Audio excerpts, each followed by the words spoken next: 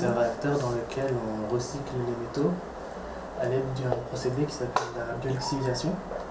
Donc Ce sont des parents satisfaits du parcours de leur fils qui tentent de comprendre ses travaux. Samir Daniel vient tout juste d'obtenir son double diplôme d'ingénieur, génie chimique et biotechnologique. De retour auprès des siens, il tient à leur faire découvrir son domaine scientifique. Je suis fière, même si je ne comprends pas, mais lui, c'est son choix, il sait ce qu'il fait. Je voulais qu'il devienne médecin, mais il a choisi autre chose. Il n'y a pas de problème.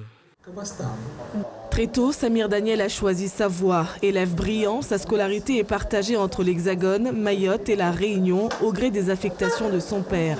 Le doctorant se lance désormais dans un projet ambitieux et novateur en intégrant le BRGM, le Bureau de recherche géologique et minière de la ville d'Orléans. Avec d'autres ingénieurs, le défi à relever durant 3 ans sera de recycler le nickel issu des mines de la Nouvelle-Calédonie. Mon travail il va consister à développer un procédé pour traiter des déchets d'industrie minière dans lesquels on souhaite récupérer du nickel et du cobalt. Donc c'est des minerais, des déchets qui proviennent de l'industrie métallurgique, dans lesquels on a déjà récupéré une bonne partie du nickel et du cobalt et dans lesquels on veut récupérer les derniers pourcents. Une expérience qui va l'éloigner quelques années de ses proches, mais c'est une nécessité pour lui puisque c'est son île qui en a été l'inspiration. Le déclic qui me vient de ce que j'ai pu observer ici à Mayotte, c'est-à-dire tous les déchets qu'on trouve dans les rues, c'est qui est vraiment dommage parce qu'ils ont un fort potentiel économique. C'est vraiment une volonté pour moi de travailler dans le recyclage.